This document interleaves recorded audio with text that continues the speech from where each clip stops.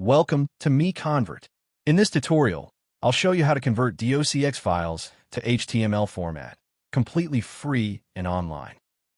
Open your browser and search for docs to HTML MiConvert.com. Click on the first result to go directly to the converter. You're now on the DOCX to HTML converter page. The interface is clean and easy to use. Let's upload a file. Click the Choose File button. A file picker will open.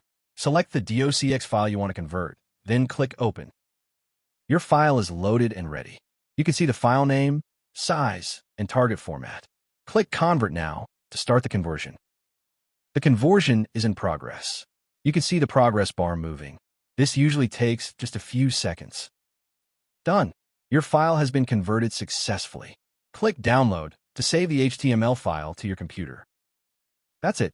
Visit MiConvert.com for more free conversion tools. Subscribe for more tutorials. Thanks for watching.